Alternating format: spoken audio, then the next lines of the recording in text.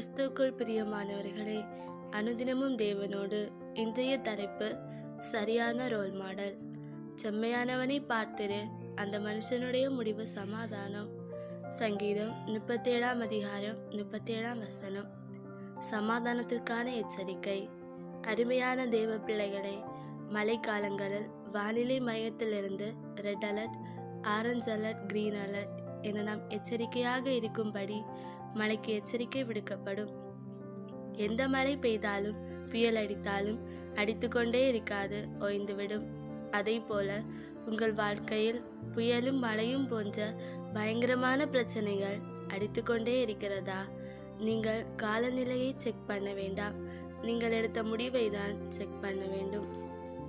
நாம் எடுத்த முடிவுகள் சரியென்று நினைக்காமல் அதன் பின்விளைவுகளை சிந்தித்து வேதத்தின்படி நம் முடிவுகளை மாற்றி அமைக்க வேண்டும்.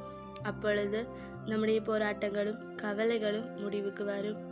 மகிழ்ச்சிக்கான ஒரு கதவு அடைக்கப்படும் போது தேவன் நமக்காக இன்னொரு கதவை திறக்கிறார். ஆனால் நம் மூடிய கதவையே பார்த்து கொண்டிருப்பதால் திறக்கப்பட்ட கதவுகள் நம் கண்களுக்கு தெரிவதில்லை. நம் தேவனுடைய வேதத்தின்படி நடக்கிற செம்மையானவர்களின் வாழ்க்கையை பார்த்தால் அவர்களுடைய முடிவு சமாதானமாகவே இருக்கிறது. இப்படிப்பட்ட நீதிமான்களை நம் முன்னோடிகளாக கொள்ள வேண்டும். நம் இளைஞர் சமுதாயத்தை பார்த்தோமானால் உலகத்தில் பிரபலமான பலரை தங்கள் முன்மாதிரியாக கொண்டு பல முடிவுகளையும் வாழ்க்கையில் எடுக்கிறார்கள்.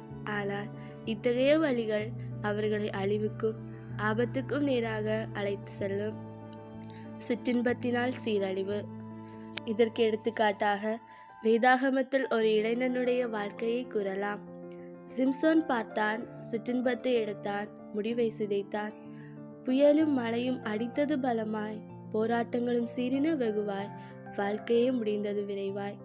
எனவே நாம் முடிவெடுப்பதில் தவறவிடக்கூடாது. அதன் விளைவுகளையும் மனதில் கொண்டு வேதத்தின்படி முடிவெடுங்கள். அப்பொழுது சமாதான வாழ்வை கண்டடையலாம். தேவன் தாமே உங்களை சமாதானத்தின் பாதையில் வழி நடத்துவாராக. ஆமென்.